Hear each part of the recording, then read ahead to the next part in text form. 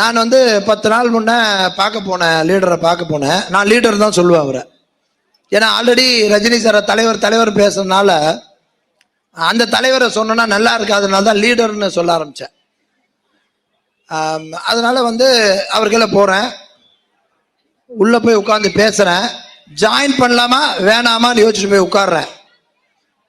உட்காரும் போது இது ஆல்ரெடி ஒரு சின்ன இஷ்யூலாம் போச்சு. நிறைய பேர் நம்மளை பிரிச்சு விடுறதான உலகமே இருக்கு. அது மாதிரி ஏதோ நடக்குதுன்னு இருக்கேன். அப்போ சாரோட உட்காந்து ஒரு 40 நிமிஷம் பேசும்போது அவரை கேட்டேன், சார் ஒரே ஒரு கோரிக்கை என்ன அப்படின்னாரு.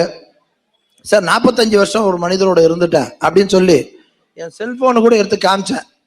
அவர் முன்னாடியே ரஜினி சார் போட்டோ தான் வச்சிருந்தேன்.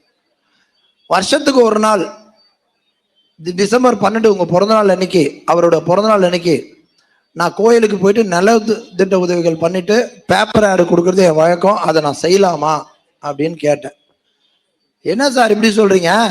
நானும் அவரும் ரசிகருங்க, நான் எனக்கும் தலைவர், அவரு எனக்கும் தலைவர். இது அதனால அதெல்லாம் இங்கெல்லாம் கிடையாதுன்னு சொல்லி நீ ஸ்கிரீன்ல கூட அதே வச்சுக்கோங்கன்னு சொல்லி அப்படி சொன்ன அடுத்த நிமிஷம் இப்படியாப்பட்ட லீடர், பொறாமை இல்லாம எதிர்ப்பு இல்லாம யாரும் எதிர்க்காம அப்படி இருந்த ஒரு லீடர் தான் நம்மளுக்கு வேணும்ன்றனால துண்டை எடுத்து கையில கொடுத்து எனக்கு போடுங்க சார், உங்க கையால போடுங்க லீடர்னு சொல்லி தலையில போட்டுக்கிட்டு கட்சியில சேர்ந்தவன் நானு.